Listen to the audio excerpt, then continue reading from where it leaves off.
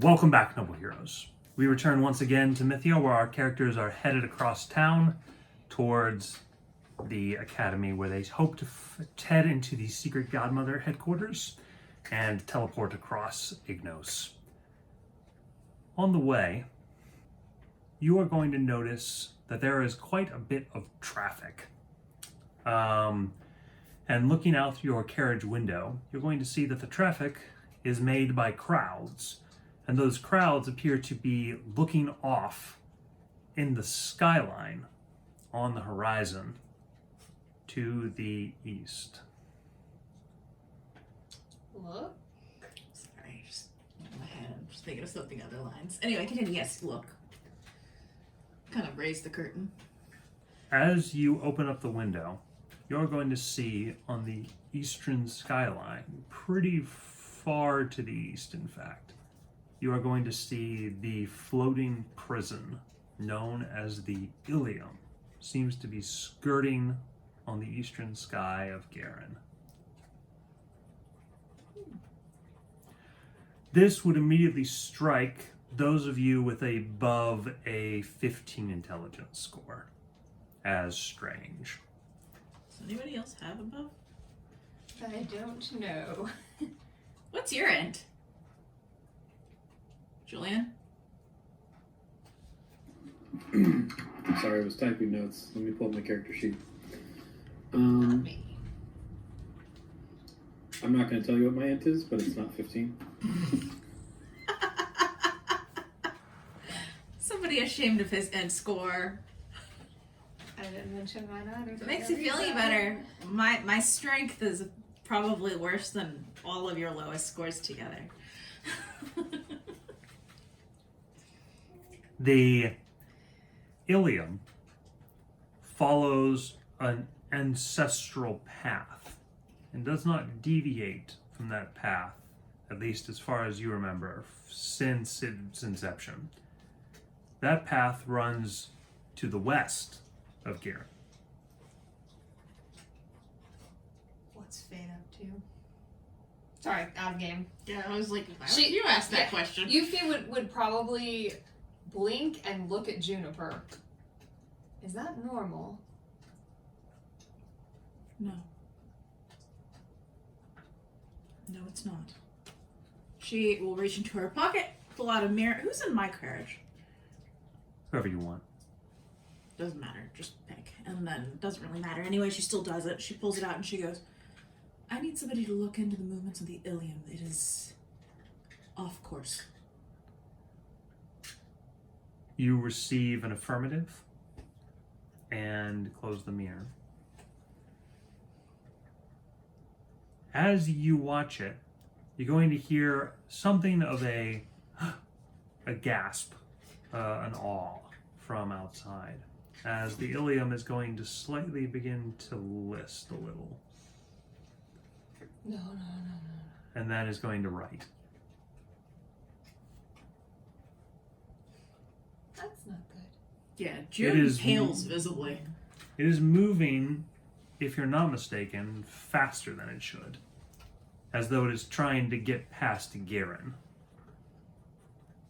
It's probably moving about a mile a minute. Like, what does its course look to be? Looks like it's off by a couple degrees. Well, I mean, clearly it's on the wrong side of the kingdom. So, Its course looks like it's taking it over the dragon nails. Normally it would wide out over behind Selenox towards the glaciers and then pull in inside a pendulum. That's the only time it goes over the ocean. Oh my. so what does the course look like it's actually going to hit? It looks like it's curved inwards. Like towards the center? No, it's not going in. It's making a tighter circle inside of Ignos. So the circle's currently looking like it's headed into the dragon nails and then pulling like Into just Thousand Thousand Needle Marsh, maybe going over the Enchanted Forest, like in the midsection rather than the out section. Huh. Should we, she asks, do something? There's nothing that we can specifically do. There are heroes for this. However, there are people looking into it now. I assumed. June does not look at ease. Though it takes a few more minutes, you all do arrive at the academy. Juniper, how do you take them through? Is this a procession? Are you taking them to the back door? How does this work? This is not a procession. We are not going to be making a big scene out of this. We probably took nondescript carriages, and we are going to one of the back entrances. So nobody sees a bunch of us disappear inside and never come out again. Everybody quietly enters the back entrance. And we go down a nondescript, very, very easy to miss flight of stairs that leads to what looks like a cellar. So yeah, so we're gonna go down. We climb down what appears to be at least 6 flights of stairs. Although it never gets damp or anything gross. It just, it's just dry and cool, like a regular root cellar. we headed to get some tools, Red says jokingly. You're hilarious. Any hose down here? No, we keep those in the gardening shed. And the brothels. Cha-ching! He says. Ah, your crudeness never fails to appear. Phalene's going to turn to him and give him like a... Never fails to appear. That's really funny. Anyway, so yes, once we get to the bottom, we go out into an open hall, and then we'll have to go through a door that has some, what looks like really simple, kind of a rusty lock on it that would lead to a regular, like a wine cellar maybe. I didn't know this was down here, Op says. Of course you didn't. Why would you? I don't know. She reaches out and she pulls out a key that it has a whole bunch of different little, it looks like a Swiss Army knife for keys, but it's got like thousands of keys on it. She reaches down and she sifts through 2 or 3 of them until she finds one that needs to pull up to get to it. And then she inserts it. It's not actually a key. It looks like a whole bunch of iron pegs that you would have to pull out into the exact right way to get to the tumblers. Give me inspiration. Gain inspiration. Thank you. And she'll insert that into the lock, whisper several words, and you'll hear more clicks than you think should possibly be in that tiny little lock. And then you'll see the entire door shimmer slightly as you suddenly realize that door that looks to be a normal cellar door is actually made out of adamantium. This is all to get to Juniper's diary, Red says. I think it'd be more well secured than this. It is. Red looks up at the ceiling and gives like a... She will undo the entire wall. Looks like it shimmers because it looks like maybe the whole wall is probably made out of adamantium. And it has all kinds of runes carved all over it. Master, this is just the sort of door we need to the whatever lair we get next. After we walk through, it opens up into another room that's very small. It just looks like a room that's made out of wood. It's probably not. Just saying. And there is a single mirror inside. It is a full-length mirror that looks to be made out of something that's not quite glass. I'm going to take it this isn't a normal mirror, Phalene says. No. Everyone hold hands. No, okay. She looks at the big owl bear and says, Harper, perhaps you shall come up last with your bear. All right. He goes, Or wait a second, the raccoon bear, not owlbear. My bad. does it need to be hands or can I grab him by the scruff? As long as you're touching. All right. Russ, sit, he says. The bear's going to on his bottom. It's gonna need to He's walk. waiting for everybody to pass through. Yes. Well, they're all holding hands. And whoever's in the front. Okay. She's going to take her hand. Do not lose connection, or you will not come through. Yuffie grips Hero's hand a little tighter. She will walk through with the first person. Does this count? Prongor says as he holds up his metal arm. No. Flesh. He looks like, master, I'm glad I asked. Isaac and Prongor like swap sides with each other. All right. Johnny is going to like put her hand underneath Prongor's sleeve up on his shoulder. And Okay. then As you all walk through, you will feel the coldest, like, feeling as though you were completely dunked in ice. Like, frigid ice water. Colder than you could possibly imagine. And then there's, like, this icy wind. Like the Shadow Realm? It's actually worse than that. Oh. But as soon as you step out, you're perfectly normal again. where do they step out into? They will step out into what appears to be a... actually, hold on. It's just another room that looks just like this. Looks like it's a mirrored version of this, with one door exiting. Did we go anywhere? Brett asks. We did. So you just build these all over the place, huh? It's handy if nobody thinks they moved. Not that many people would get to the first door in the first place. I was about to say, that was quite a few keys you had to go through. She nods. Pays to be careful. Yes, it does. She will open the next door. It opens up into a fairly nondescript hallway, dimly lit by nice candles, lanterns. It is wooden floor with a soft cushioned runner in the center, with the wooden panels on the bottom and then the nice paper in the top. Everybody seems to appreciate the decor. We walk down 2 doors, open up another door, and this one leads into a room filled with mirrors. More mirrors. I take it these are some kind of portals, Harper says, by the look of them. They are. Very intricate portals. I built them myself. All of them?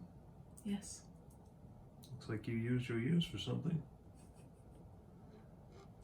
It took me a while to work them out, but the materials are fairly precious. These are beautiful. Your work is very fine, Phelan says. Thank you. Which one we taking?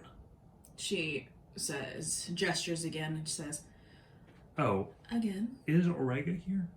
Oh, frag, I forgot about Orega. Yes! She polymorphed him. Orega is marveling at everything that he's gone through. We are in a different place now. We did not walk very far. Oh, she's not particularly like bringing Orega for this one, but that's correct. We will continue. She did not tell Orega anything specifically. She said we will be taking portals. They're going to be different. I would ask that you not speak of them to anyone. Let's go. Okay. He's kind of caught off guard with both being small and also jumping places, which he's never done before. You'll also notice it is eerily quiet, as though we've asked nobody to be around. There were locks and tumblers on this door as well, by the way. And several spells that went off. Harper's going to say, feels like we made too much noise in the woods. All the people have scampered off. I've asked them to steer clear. Were that dangerous? Yes? Fair enough. She leads towards, there are like, let's see, these are the side ones. There are like 7, 8, 9. I think there are 9 or 10 mirrors in here. I can't remember exactly. Feel free to update later. But yes, they'll see some words over it, but they won't be able to read it. It's all in some sort of a strange, archaic script. And says, all right, hold on again. As everybody clasps once more, you feel the cold chill of the mirror. And we will exit into a room that was very, very similar to the first room that we came in through. Another room? How many are we going through? We're almost done. We have one more to go after this. We exit this room, go down a hallway. Looks very similar to the other one. I trust you. It's just beginning to feel like we're being tricked, Jonia says. She smiles, and we exit into another room that looks exactly like the one we just came from. If anybody paid really close attention, they would note that the words over the mirrors are different. But again, they're in like some sort of a weird alien script, so. Anyway, so we go through this one, all holding on hands, and then as we exit, we go up a long flight of stairs, but these aren't made of stone. These are made of wood, but they're very carefully polished. And this comes out into? The basement of an inn. What? Is this an inn owned by Juniper? Yep. Okay. What is the name of this? I didn't make this one up. Sorry, give me a second.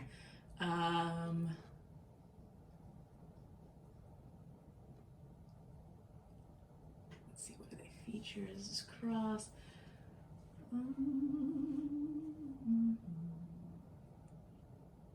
We're gonna be super cliche, and this is the Crossroads Inn.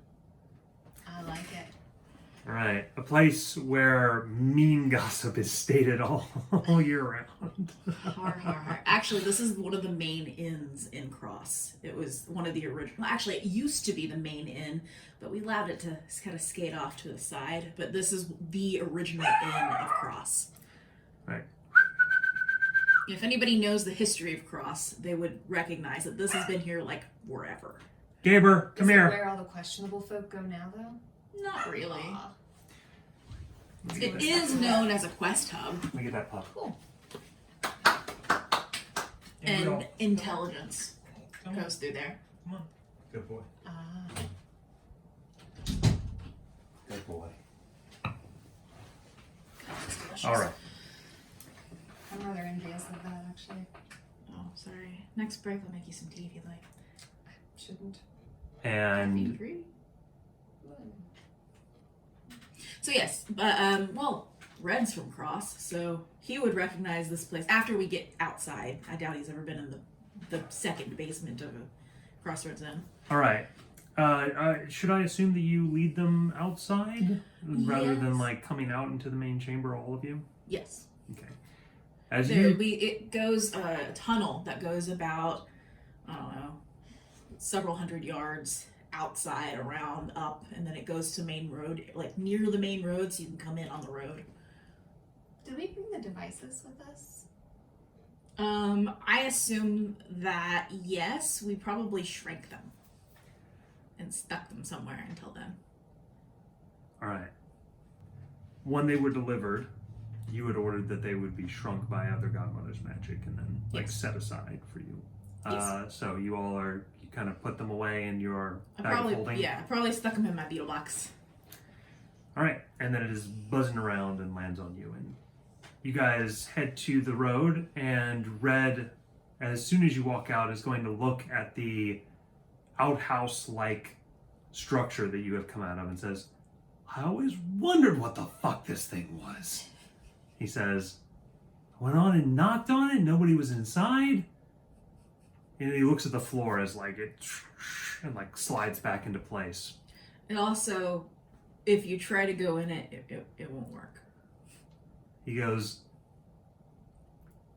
"The whole time, my entire childhood was spent trying to figure out what this stupid building was for." I'm glad I could offer you hours and hours of entertainment. He goes, "Well, now I know I've been chasing you my whole life, and finally I know all your secrets." Indeed you do. Every last one.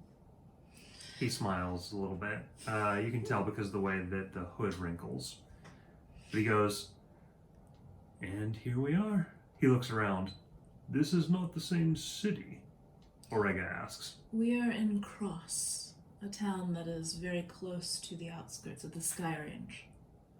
He says, "Indeed. How long will this spell of yours last? Should I leave the city before I do any damage?" You have about an hour. An hour. So Orega looks like It is an hour, right? like I'm a not crazy, 7-foot almost an hour. tall like Greek god. A Thor.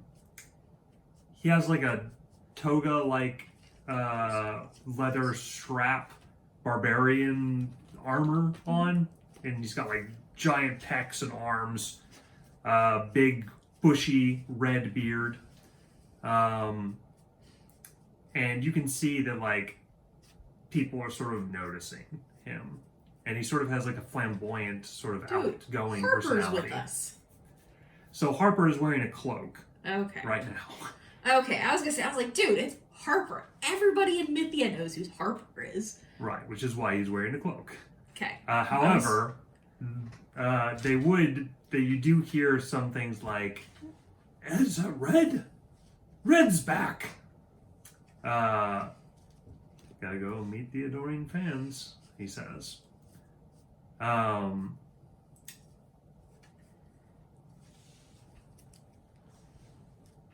Harper's going to turn towards the crew. He says,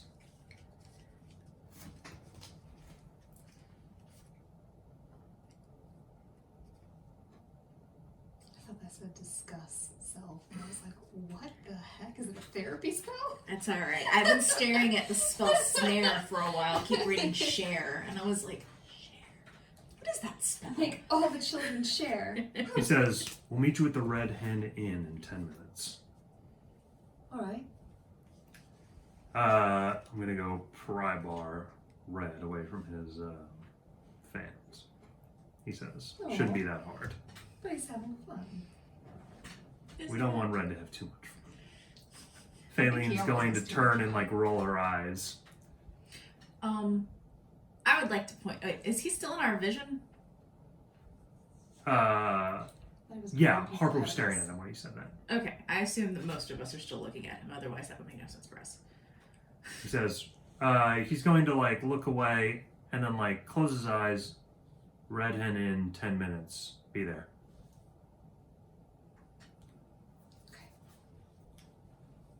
All right, Hero's gonna like look around. "I've never been to Cross." "Nor have I," Orega says. "We shall explore it together, tiny blue one." He is Thor. He's going to like pick up. Another! He's going to straight pick up Hero and put him on his shoulder. And Hero's like, "Ah! I'm so tall!" Jude looks over at you for a moment and then snickers. Yuffie is like looking up. She's slightly envious of his view spot up there. With all the You wanna do it? flamboyant, hefty Maybe. folk, Isaac is a unnoticed slice of darkness next to the structure. That's a great way to describe it. So, you guys see that you are in the dead center of, like, the crossroads of Mythia. A huge trading city filled with a wide variety of goods and services. Even right next to you, you see a barbershop, spice cellar, somebody selling weird little small animals in cages. And Are they gerbil size? Mm. some of them. She actually still has hers. She could sell them for a good profit, probably.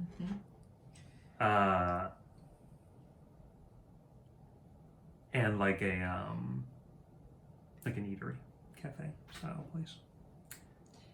And down the road, you will see a little red chicken sign. The Red Hen underneath. Just go there, honestly, is what my plan was. If anybody wishes to explore, go feel free, but meet back here soon. I think markets have rather lost their charm for me. All right. She looks As- like she's been here more times than she cares to count, and so she's not really interested. The Red Hen is a cozy, rustic inn. And as you enter, there is a redwood hue to basically everything, and a big glass mirror behind the service desk. There is a smiley old lady who looks like a mother hen behind the desk, and as you come in, she sort of leans forward and says, "Y'all looking for service? Yes, please. Well, come on up then. I'll give it to you. So, what's your name there?" she says. June. "That's a pretty name." She's going to, "How many rooms will it be, June?" No rooms, just a table. And whatever they want to drink. "How about you?" I'm fine. "We got a stew over there and some flapjacks in the back." She gestures for everybody to get what they want. Clearly it's on her. "Or some peanuts," she says, knocking some at the bar. "If you're just wanting, the bronze coin service." Flapjacks sound good. She says, "Well, you all go over there and take a seat, and I'll be over in a moment to tend to you." She How's that pauses and good? says, "Do you have chocolate syrup, chocolate chip sprinkles, and whipped cream?" "We got chocolate chips, I'll also get the flapjacks, please. and we're pretty close to the sky range, so we got some cloud cream if you're interested." Actually, yes, I think I'll have a bowl of that, please. "All right, Jennifer, I gotcha," she says. Do I know this person? You do not. Inside? Oh, sorry, she says June, not Jennifer. Okay, sorry. I I was wondering immediately the got same suspicious. I'm like, do I need thing. to murder this person? Yeah, that's what I was like, ooh. Honestly, Sorry, yeah. the bloodlust started to come out right there. Jesus Christ. No, I'm with you. I was like, all right, here we go. I mean, I already feel like she's a little sketch, so... Yeah, I'm debating on whether to actually eat what she brings me. I was planning to test it first.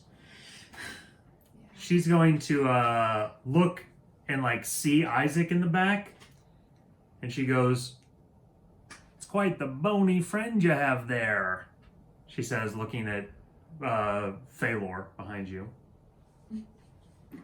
Did she say that to me? Yeah. Says, "You some kind of Isaac, necromancer?" Isaac says, he smiles and he says, "Bony indeed. I think he could use a couple flapjacks himself." She says, "With syrup, I gotcha." And she kind of waggles her finger towards Prongor. She says, "And you look like an ale man," she says. "I do like ale. Master, how did she know that?" "I don't know, Prongor. She's She must be very good at this." She goes, "I'll bring you an ale." As she goes in the back room, a few minutes pass, and the old woman is going to come back to the table with a pile-high tray of stuff. As soon as she goes to place it down on the table, the door flings open, and in walks Red Chaos. "Mom!" he says towards the woman. Gotcha. Okay. She goes, Cloud and "Well, call me hot and dandy," she says. "My Timothy." She comes forward. "Darlene," Harper says. "And you old sod," she says to Harper as she grabs around the corner. She turns and to the inn. "Free drinks, my son's home," she says.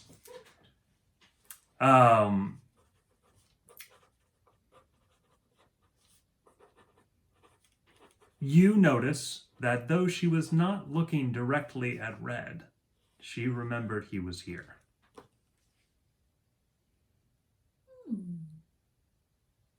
Interesting.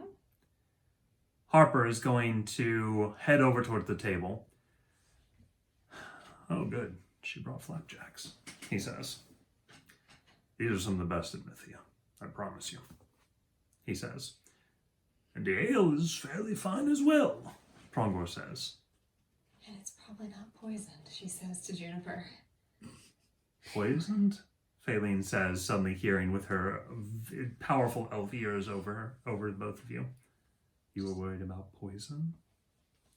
I worry about poison every time now. She frowns. She's going to sit down. The inn is lively all of a sudden, and it seems like when they can remember he's there, Red is quite the celebrity in these parts, maybe even more than Harper. Dun, dun, dun. The only place in the world. And you all are completely ignored and forgotten. God, that sounds amazing. Isaac, you get some queer glances from some of the patrons nearby, wondering if they need to get the torches and pitchforks.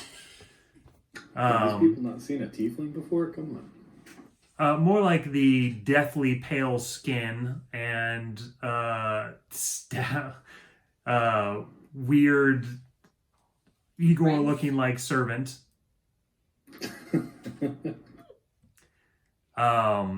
But Darlene, Red's mother, is going to treat you all like family.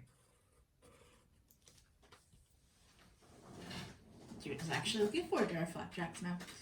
Although she has Same. every intention of using her own ingredients to make them sickly sweet.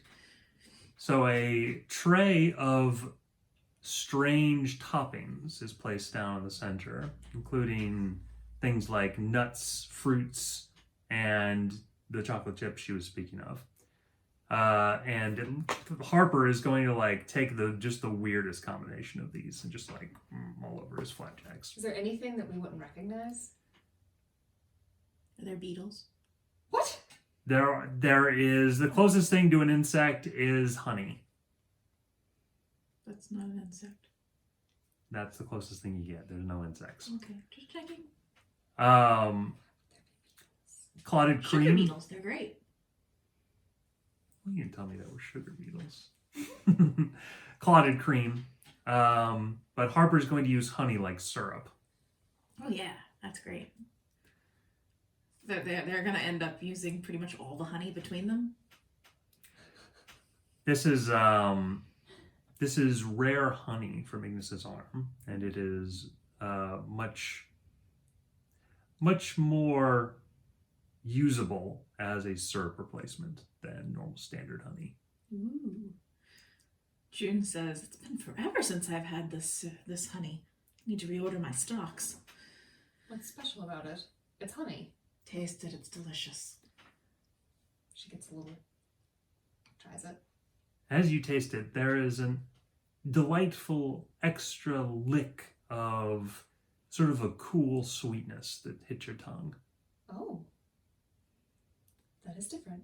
They get it from a special flower that only grows in Ignis's arm. Huh. It grows on a tree that's very, very, very, very tall, and the flower is at the very tip of it. As the party is met with food and drink aplenty, Red is going to say, so, this place is definitely the place to get all the info we need about the giants. Word passes through here every day, he says. I've already spoken to a couple of the old patrons, and a few of them say that the giants are much closer than we might have thought. How close are we talking? We don't know, but they're definitely south of the mountains now. Why?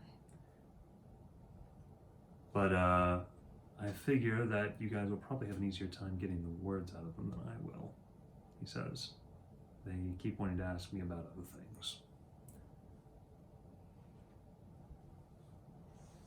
So, how about we all spread out and see if we can find any more information? All right. She looks over at Jania, who's had about 3 things of ale so far. Faylene is going to sort of lean in towards Isaac. So, about a decade ago, Cross had a massive run-in with a necromancer of sorts coming out of the Doom Ridge, a conquestor who started with Cross. There was an enormous battle and many died. I'm worried that your appearance is reminding them of him. I see. That's some context I was definitely lacking. Thank you. She says, And we lost him. bad experience, call.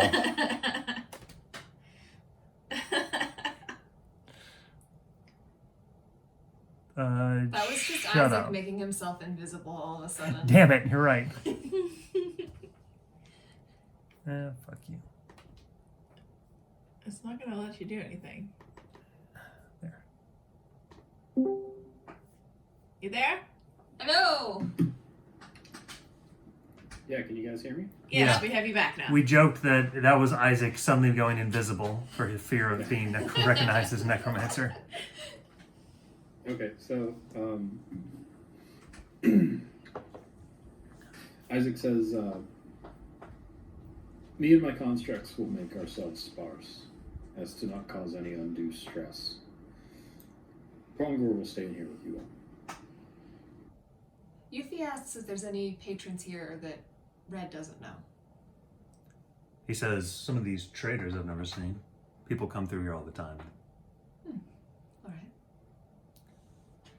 So, what do you guys do? Well, if we're seeking information, then she would probably go over to Crossroads then. Okay. You head elsewhere. Go ahead and... She asks if Isaac would like to join her. Yeah. All right. You guys head over in that Isaac- direction? Isaac wants to do something after we step outside. Yeah. Put on that necklace. So after we get out, let me make sure I have the right construct. Okay. So after we get outside, he's going to activate the Bronze Scout, I was hoping you would do that. it has really good tremor sense and it can burrow very quickly. And he's going to send it in the direction of the sky range and have it just start listening for obvious activity as it just continues heading in a beeline in that direction, because there's no limit to the range of the stuff he's controlling. So he's just gonna have it start going and see if it picks up on anything. You can control how many at a time? It depends on the CR of the stuff I'm controlling.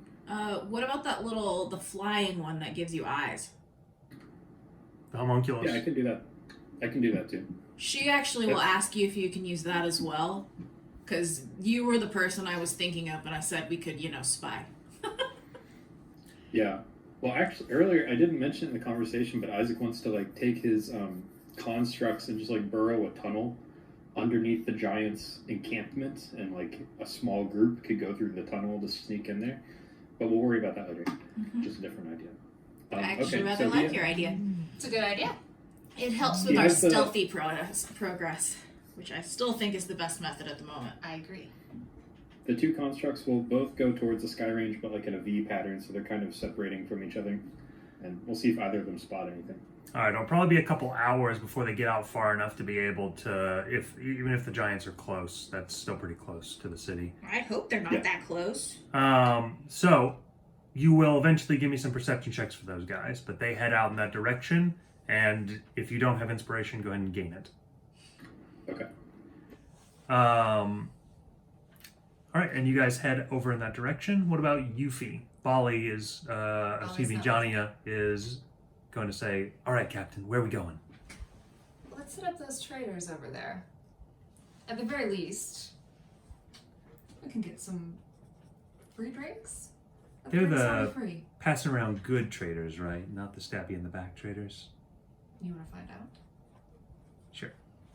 She smiles. Oh, wait. Let me check first, she says. She's going to walk over towards them. She kind of like looks at them for a second before they kind of turn towards her. She kind of comes back towards you. They're the merchant kind of traders, Captain. We're good. Are you happy or disappointed about that? No, that's much safer. Okay.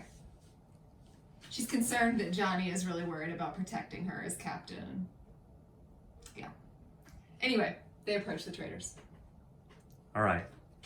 Harper is going to stay at the table and finish his flapjacks. Faylene is going to take Opt, and the two of them head out into the market. Isaac and Juniper, you guys head out. Your machines are going to burrow and fly away. And you leave the hole that you left in the alleyway and travel over to the Crossroads Inn, where you all open up the door like old West cowboys.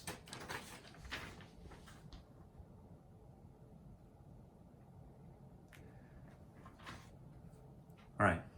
You see that it has plenty of employees inside, and you are greeted at the front by what is clearly like somebody to check people in.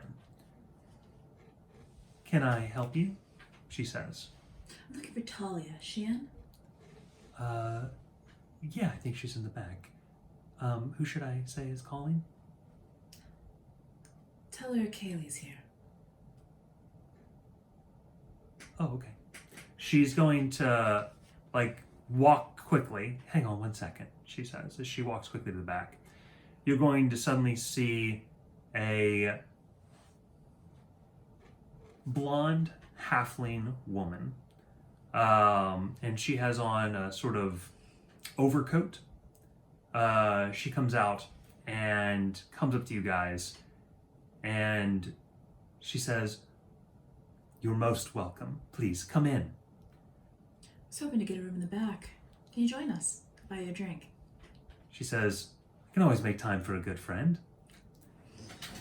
As Isaac, Prongor is going to say, Prongor's not with us. He stayed with the other group. Prongor, is that the red hen?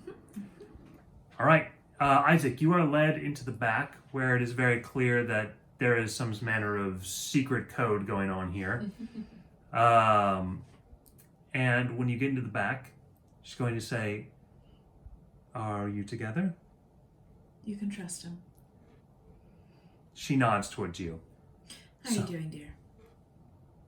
Business is booming and other things are going as well. Excellent. Talia, this is Isaac. Isaac, Talia, an old friend of mine. A pleasure. Isaac Crowley, she asks, from Selenox. The one and only. I hope you haven't heard too many things about me. She kind of gives like a vague smile and then turns back to Juniper without answering. I think that might have been an answer for you there, bud. She says, "What brings you to Cross?" There's a horde of giants coming down. Thought you could give me some information on what's going on. What's to know? She says, "Last we knew, they were coming around the bend of the Sky Range. The last city they destroyed was less than 30 miles away." So they are very close in approaching. Are they coming down the river passes, or are they going around the mountains? Around, she says. Is that the direction you sent your scouts? She looks at Isaac. It was. Yep. Good. Anything else?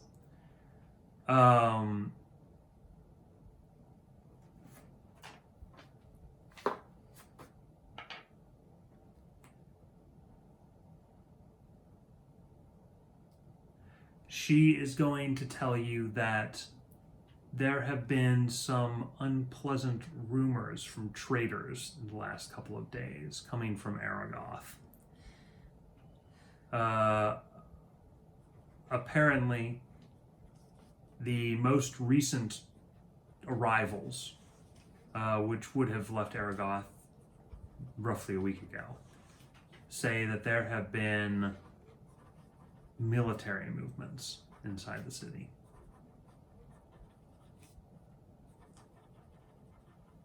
But she hasn't gotten any more details than that. I see.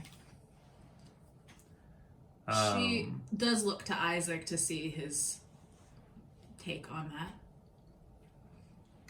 Since you're She said included it in was- this. Military movements outside of what city? Aragoth. Aragoth, okay. Inside it, by the way, not outside it. Inside it. She says that there is dragon fights happening over the major forests. Any particular strain? She says that they seem to be children of Krator and other dragons. Krator. Ah, okay. Merfolks are coming down through the embers in mass.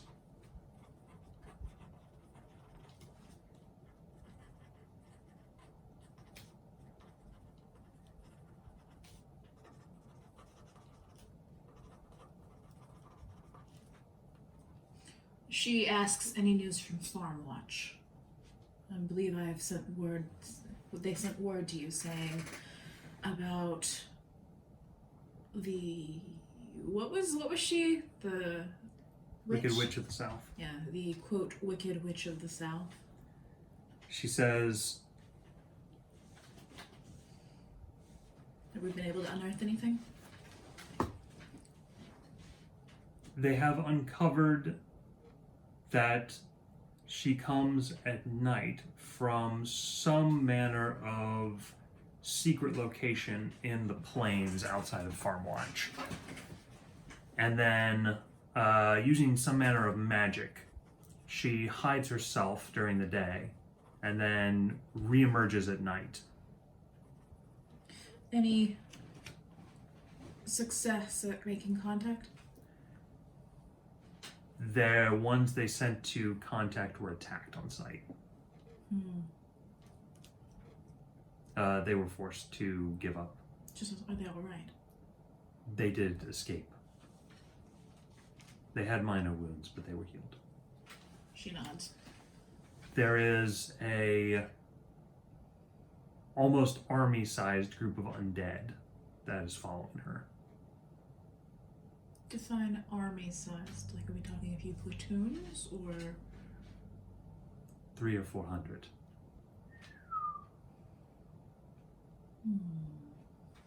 Mostly skeletons.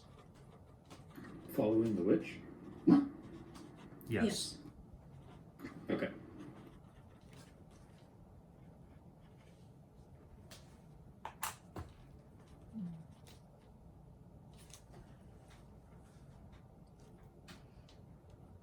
Anything else of import? It seems pretty clear that she's some manner of necromancer, like Oh, by okay. the I would type think. of magic she's using otherwise. I got that. I meant like in general. But mostly I'm asking about the giants. Considering that might be the biggest threat to, here. She has no new news beyond what you heard from Gieran's intelligence. What? Wow, my brain stopped working on words. Things that you are doing in order to find out what's going on. Spies, intelligence? Measures. What measures are you going to find out more? Um, That's not the word I was looking for, but it works. I know what you mean. There was a group of scouts sent from Cross, and one of the godmothers was placed in it. And they are supposed to return very soon, When were they sent out? this morning. All right. Contact me immediately when they return. She knows. Do you have any questions, Isaac?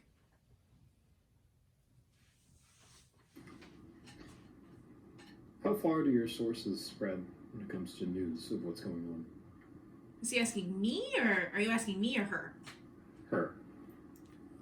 she says that mostly she deals with the southern area, Doomridge, Sky Range, Farm Watch, Aragoth. Okay. I don't have any other questions. Okay. Thank you for your time. All right. I'll be staying over at the Red Hen. No, sorry. She says, We're traveling with Red. Hold on. Can't say that. We're traveling with Harper's crew, and I know they often frequent there. Harper's crew? They're in town? Yes. Wow. Harper will be traveling with us for some time now. Well, Yes, I know. She gives her the. she's like, that's incredible. When you're like, it's a big. She's clearly much more enthusiastic about it than Well, you are. it's more along the lines of it's kind of amazing that he actually agreed to do it because he That's too doesn't much like attention. us. It is a lot of attention, but then again, we were traveling with Roland, so I mean, I think it's even more attention though. he's a different type of a attention problem. So, Anywho, as you've asked your questions, we'll return back to the Red Hen. You move over towards the traders with Bali, or Bali, what do I keep saying Bali? Johnny. She says, hey. The traders are going to be like, Euphemia Hello? looks at her a beat and then tries to smooth it over. How are you fine gentlemen tonight? a sort of sandy-haired halfling man is going to speak up among the traders. Well, how are you tonight, beautiful? He says. Better now that I'm getting compliments. May I sit?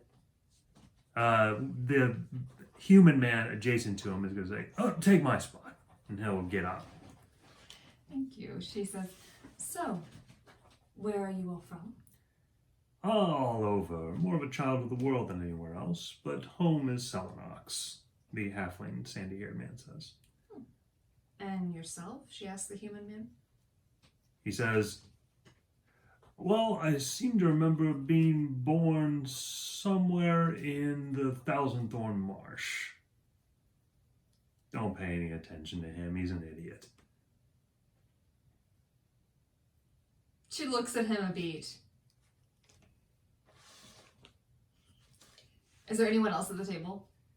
There are many other traders.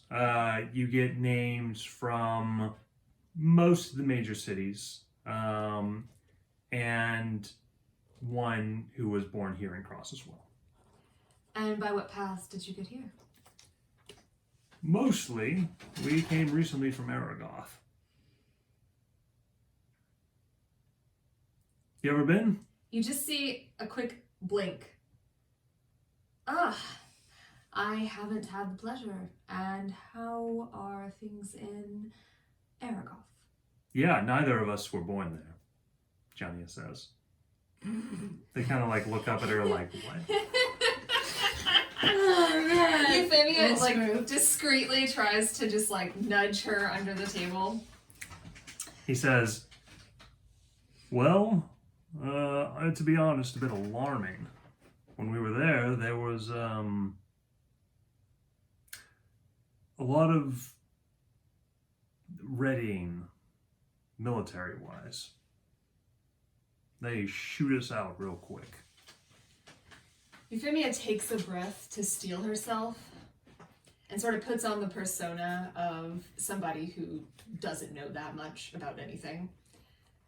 I've heard, though, that that's not uncommon for that place. Aren't they rather secretive? Well, the shoving out, definitely not unusual. We get pushed out of there maybe once every 2 years. But the military action is unusual. Aragoth hasn't brought their military out in maybe 6 years. Well, maybe they're just showing off a bit. What do you think they're doing? Might be war games, he says. Seemed pretty heavy to me, the human says.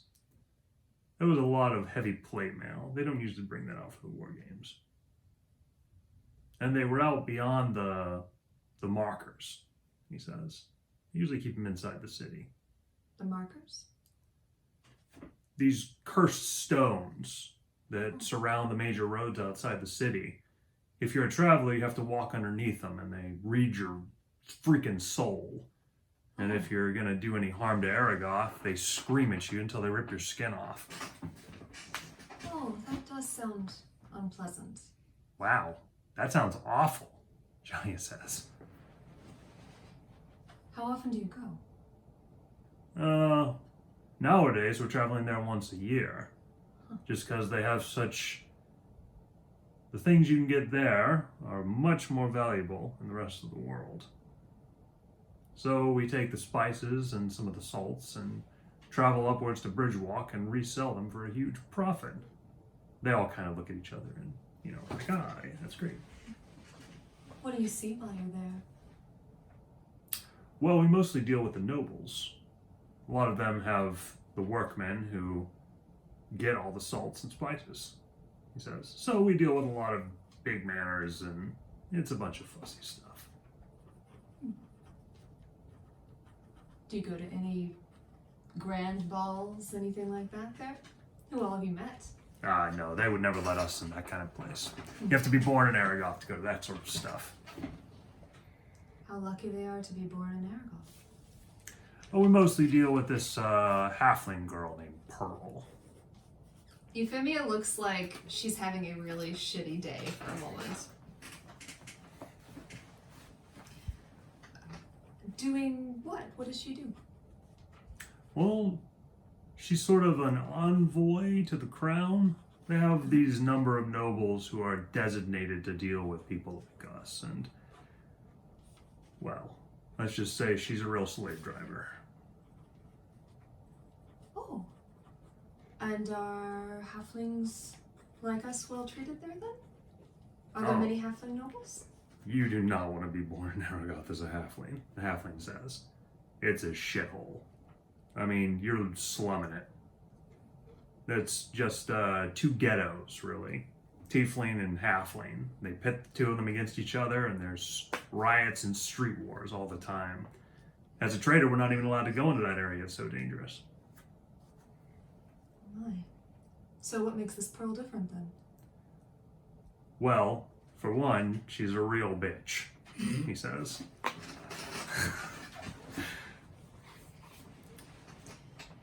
Euphemia just makes a very confused, flinching face for a moment. Oh. She's, You ever been with one of those people who is by the book, but then they've read the book too many times to where they know absolutely every detail about it? So everything's got to be perfect? Yes. That's her to a T. She sounds like she's a very well-informed and capable person. Uptight, more like it. He kind of looks around, the human does, and the others are like, they all sort of laugh heartily like there's some big joke to it. Why is she uptight about something funny? Let's just say we've dealt with enough of these people to know where the social climbers are, and she's climbing that ladder. Well, good for her, I guess. And how kind of you to help her along on that journey.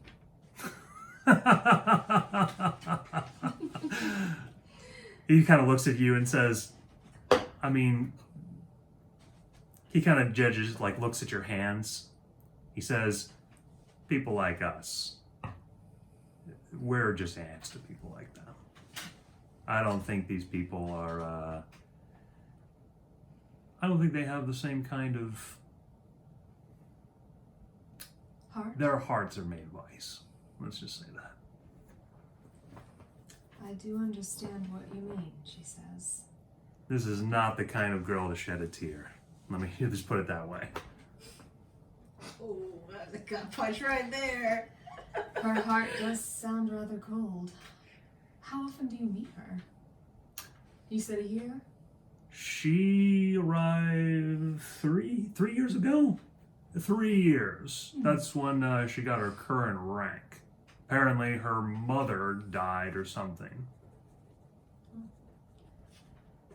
Well, But yeah, she meets us in the city, takes us around, changes the goods. We have to use her as coin exchange in the city because the banks won't deal with us. Oh my. That sounds rather difficult. It's worth it though for the eventual trade on the salts, he says.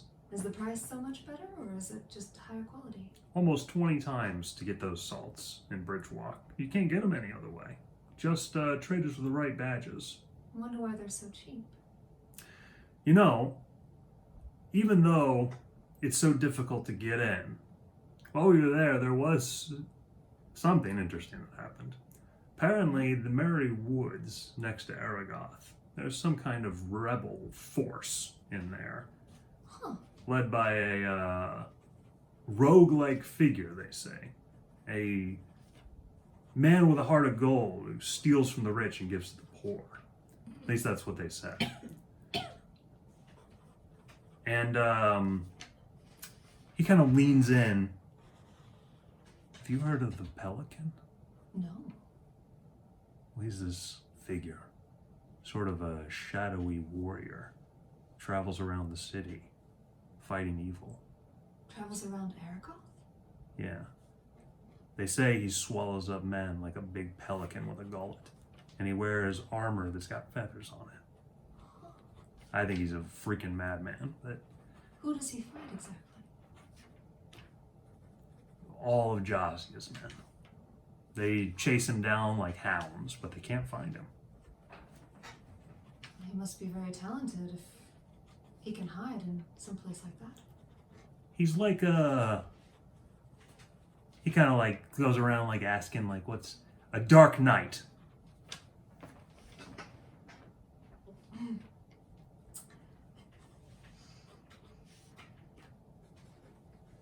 Are there any rumors about who this person might be? I don't know. Crazy human. Is he implying that the pelican is part of the Merry Woods people, or are those two separate things? Two separate things. Okay, thank you. Sorry, I wasn't sure. And what about these Merry Woods people? Like, what's the point in even being there if you can't get into Aragoth at all? Well, apparently they have some kind of way of doing so. I don't know if they're using tunnels or if they're flying in, but they get whatever food and things they can and flee back to the woods. A lot of teenagers, I hear. That's very strange. I mean, what's the point? Isn't that king just powerful beyond imagination? You can tell she swallows for a second, like it's really hard for her to compliment him. Well, we've been in Aragoth long enough. Most of Josiah's power relies on him pitting his enemies against each other. Oh, But if he can't find them to pit anyone against them, and they can't, the Merry Woods are too maze-like. I see. Well, that's the most interesting story I've heard recently. Thank you. No problem. So, what are you doing later tonight? The halfling says. Well, I'm here with some friends, so we're probably walking about the town for a bit, and then we're heading off on an adventure. All right. What about you, big lady? The man who said he was born in Thousand Needle Marsh goes to Jonia. Euphemia like- gives her a look like, have at it if you got about an hour to get done. All right. Johnny is going to look at him and say, I'm with my captain. Euphemia's face does a funny thing, like, Oh, you got a watchdog suck on you. The guys clearly take it like she's with her captain. yep, she lets them do that because yep, we're close. But it was wonderful to meet you all.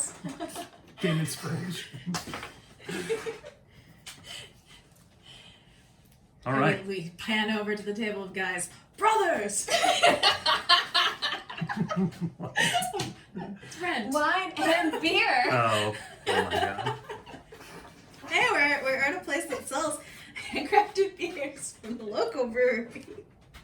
She gets their, she remembers their names though. She kind of gets their contact a little bit to see if she could use them later. Okay. All right. So, you all meet up, having gathered some information, and Isaac, your homunculus has flown perhaps 50 miles in maybe a couple hours. You all meet back up at the inn and discuss the information that you've discovered. When you get ready to set off to find the giants, two things happen simultaneously. One, the scouts return and say, the giants are close and they're coming here. And the second thing that happens is your homunculus comes across a hilly region and soars up over the hills to see a gigantic giant army. And the sky is filled with falcon-like griffins diving through the air. And on the ground, massive hounds that the giants are using to bay people in front of them. How close is close? Less than a day. Oh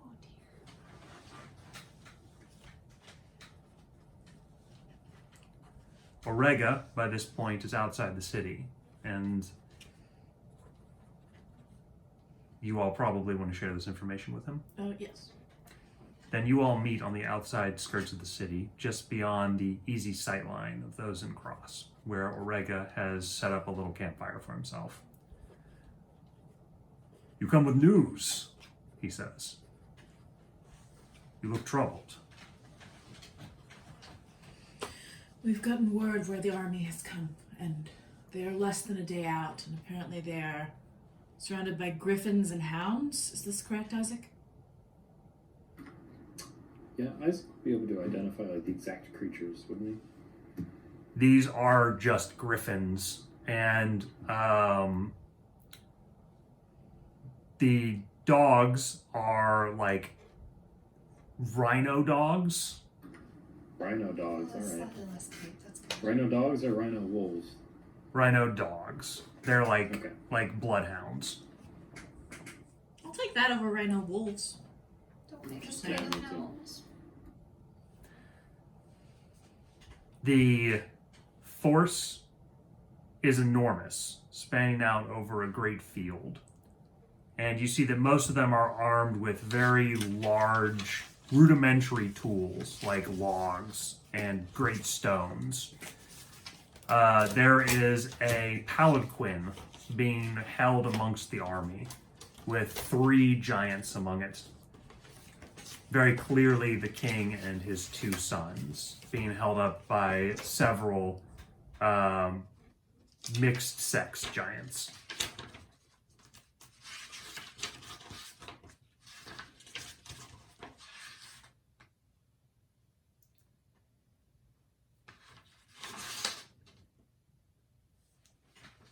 Orega is going to turn towards you all.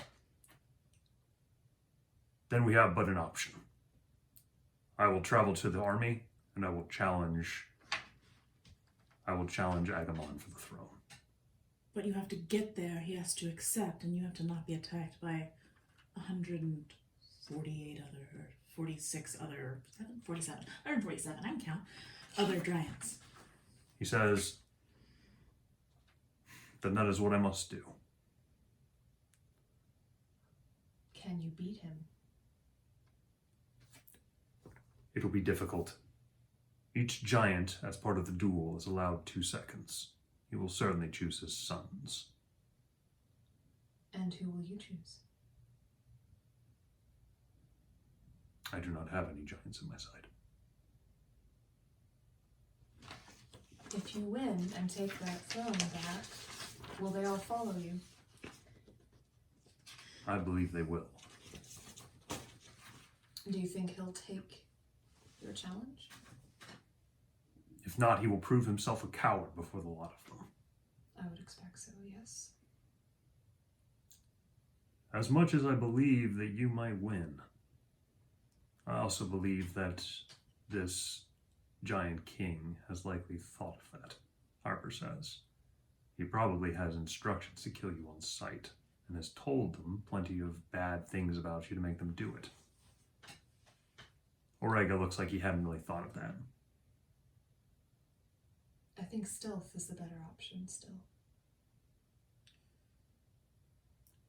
Does it look like they plan to set up a camp or to come through the night, Isaac? They did not look like they were showing any sign of stopping. I'm assuming. Daniel can tell me if I'm wrong. Looking through the eyes of the homunculus, you can now see that they have basically just like laid out in the field and are sleeping for the night. Okay, Isaac did not say that. He said that they're taking camp. Do they have sentries set up? Are they behaving like an actual military force? As Isaac's answering these, you can see his eyes are open, but he's obviously looking elsewhere. Mm-hmm. Daniel, what do I see? You see that there are perhaps a little more than a dozen sentries with hounds and griffins. So it's like a giant with hounds and griffins accompanying them. Yes. Probably 20 hounds and maybe 6 or 7 griffins flying the skies. Okay.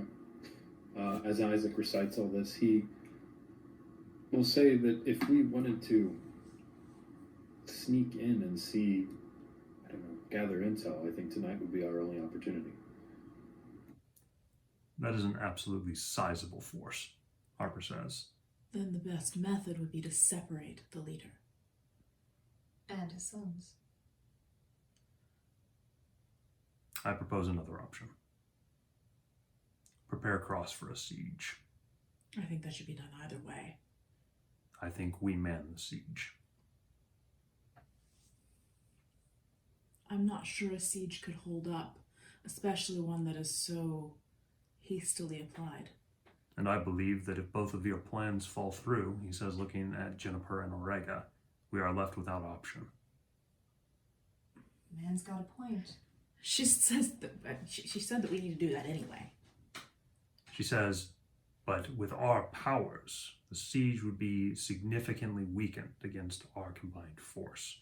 Isaac alone could set up 12 walls that 50 men would take.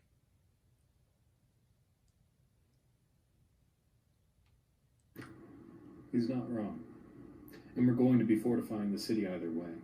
There But for are those of us ascended who aren't- here that can also help us. How big is the crown? Can you see it? Can I see it, Daniel? It's like, it's underneath like a cloth turban on his head. And it's probably like a very big metal girder size. So you're looking at like a couple 100 pounds. Couldn't she steal its weight? Is it like attached to his head? You could. Like, is it like tied on or something? But Yajassi's crown would probably be one of those things you don't want to reach your hand into. Mind breaker, right? It is wrapped onto his head. So it's like tied on. Yes, correct. So we need to take his head. Well, okay. Well, what I was thinking is that we could just go steal it and then continue with the fortification if we're going to have to deal with them anyway. But we want to get that away from them. We have to divide and conquer them. What I'm thinking is that a small crew goes with Shadow through the Shadow Realm, goes up directly underneath their tent. Harper has to be part of this crew so he can cut the things away, and then we can pull the crown into the Shadow Realm and take it back with us. Orega says, there is one among them. A witch doctor. He says a witch mother. She has magical capabilities. She will be near the king. Does she see into the Shadow Realm? She can see in many places. I don't know what this shadow realm is. She will turn to Isaac. Can you see anybody who fits this description? Isaac looks. Does he know if the Witch Mother is a normal-sized individual or also a giant? Also a giant. So she is wearing very distinct clothes. It's like a headdress made out of wood and stone and like gems. You can see her next to the king's palanquin. She seems tired, like an old lady. She's very elderly. I think she's been marching all day with the army. She looks exhausted. She has like a knotted staff made out of wood that's more like a wand to her. How powerful is she? She has guided many generations of kings. Did she guide you? She did. How did her loyalty switch? She serves the leaders who are chosen by the people. Effectively, her loyalty switches with the crown. Do you think there's a chance that she recognizes what the crown shard is doing to this king? I would imagine that that is possible. And if we could speak with her, I believe she would be the most easily convinced of reason. But speaking to her would be impossible in this situation, no? Couldn't we use sending? Well, I mean, you could, yeah, but, I mean, would she listen? That's the question. What is this spell? It's an ability to speak with someone over a long distance. Perhaps if I were able to use it. I mean, I know that we homebrew this a lot, but I don't know if it's a one. Am I allowed to cast it on them? No. I had a feeling. For wish points, maybe. No. I'm saving it for the siege. giant freaking siege where I just know we're gonna need them. Harper, Well, most of us can speak common. What? Or I can speak through the homunculus that we have there, spying on them. Can he? The whole point is that we needed him to be able to talk to her. It needs to be a trusted source. He would have to talk to me, and then I would talk through the homunculus. That's like a long shot, but I'm just saying like it's a possibility. I mean, that's basically the same thing as ascending. Yeah. Yeah. so Except it's a little creature. They'd probably swat it away like a bug or something. Well, it also isn't a spell slot, which is nice. it seems as though those who wish to present options have done so. Orega still thinks that he can go forward, although Orega has shown a bravado that might not be wisdom in this situation. You could go forward, he could challenge, and at the last second he suggests that potentially, because the giants would see you all as weak, they could potentially allow multiple small people to be the equivalent of a giant. In which case, if you wish to challenge him, I suggest you do it at the siege. He says, once war has begun, war must end in order to challenge correctly. Otherwise, we would only meet on the battlefield.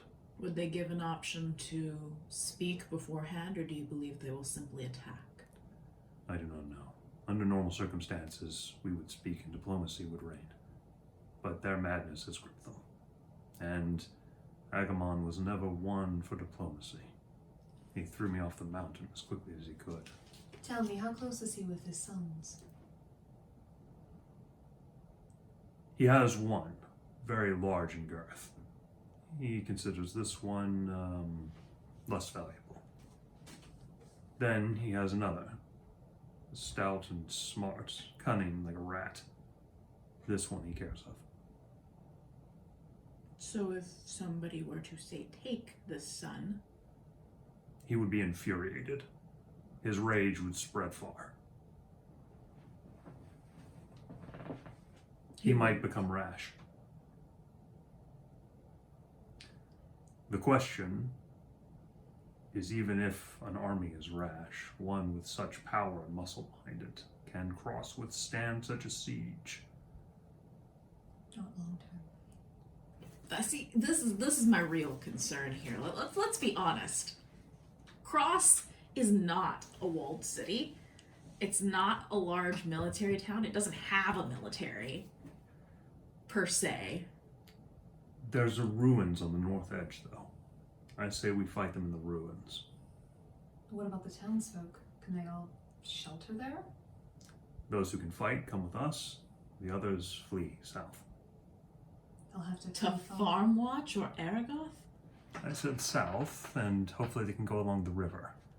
Hopefully they flee to. Or Lair. we could send them, once top north, they could go to the west and try to reach O'Leary. It's a far walk. But my point was that I believe we will succeed, Harper says. You believe we can fight them all? You don't? I've never really fought that many giants. I don't think anyone has. You have fought that many creatures of darkness. Jane just kind of side looks at that point. That's fair. She might have seen that many giants fighting at one point. Harper is very clearly against Orega's plan, and he doesn't seem to like any kind of outsized risk with less than the full group in this. So he's not for the shadow plan, and he makes that clear. But he's not going to stop you Is he from giving it. a reason why he doesn't like these? He says, with that many giants, the chances that one of you is not seen, and if you are caught, that's it. There is no escape. Okay, first off, I thought they said that he was sleeping in a tent or something, or like a... Just on a palanquin. Okay, so it's not an enclosed palanquin? Nobody has set up any kind of structure. Okay. It's literally just a giant pile of bodies. But the palanquin itself, isn't that usually a covered thing? Yeah. It's like a Green. dais that like they hold these like rods, and there's like Right. a Okay, so thing it's they not lift up. actually a palanquin, it's just a... That's a It's a chair palanquin. that's being held up. Anyway. Okay. So instead of using shadow, do we want to try and burrow underneath the encampment and then like come up in the center? Aren't there earth giants? Oh. We don't know how many ascended are among them. One of them could have earth powers.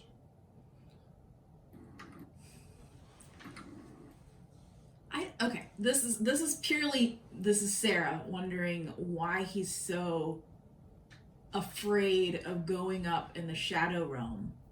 Not actually leaving the shadow realm, just kind of going up and just going click, take, go. Harper describes why can't a giant just reach in and grab you all? Why can it reach into the shadow realm? Why couldn't it? If there's a portal open that lets stuff in, then a hand can come in. Yes, but we're waiting till they're asleep for a reason. What if we close the portal while the hand's still in? Wouldn't it just... How does that work? It wouldn't close. Okay. Oh. Well then, just move. You're relying a lot on shadow.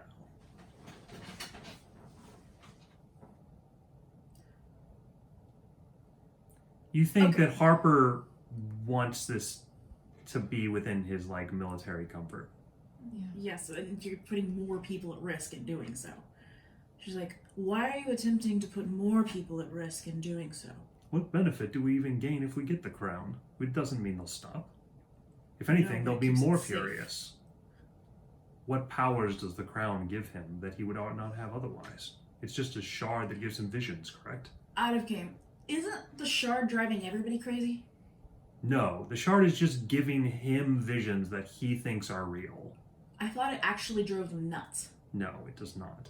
Oh, okay. Okay. It is not like it touches him and he's mad. He just is used the crown shard as a false oracle guide. Okay, see, I was getting that it was, kind of doing the whole corrupting the mind craziness. It's not the One Ring. Okay. So the other giants as well, then, they're not affected by some sort of, like, bloodlust thing from that. Yeah, you were They're saying just- that he was infected by his madness. And if he's not actually mad, he's just, conniving and thinks he can see the future. It's a little bit different than the description. Okay, Orega is calling him mad, Okay. but he is an ambitious giant who has This used does this. change my feelings on the whole circumstance. However, I still think it would be wiser to try and take out as many stealthily as possible. Are they vulnerable to any poisons? Red's going to say it'd need to be a lot of poison. Does anybody see the level 9 spell cards? Level 9 spell cards? I'm What? sorry, what? I need them? I need them. Spell cards? Level 9?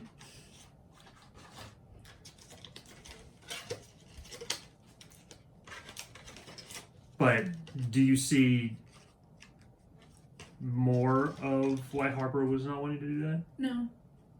Honestly, I don't understand why. Is he just being stubborn at this point? I'm not. Okay, I don't know what you want to gain from this. Daniel doesn't know.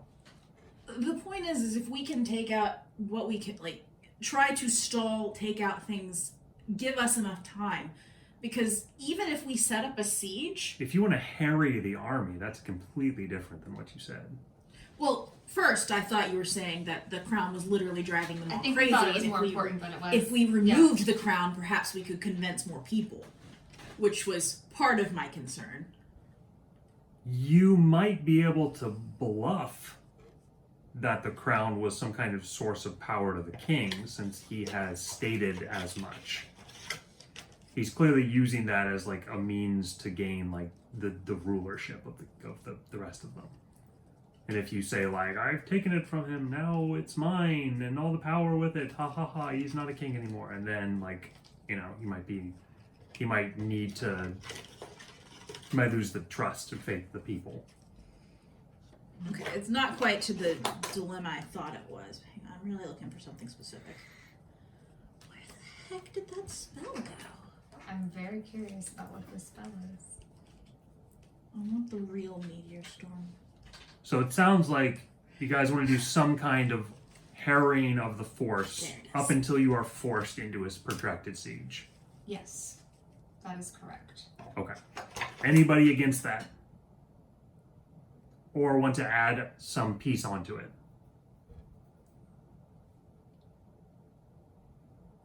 How many giants would actually fit in a 40-foot radius sphere anyway? A lot? It's a lot of giants.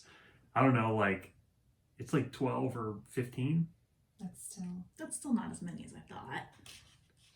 Do you have something that could keep them sleeping? You could measure that with minis on the board. Yeah, I feel like there's a bigger range one.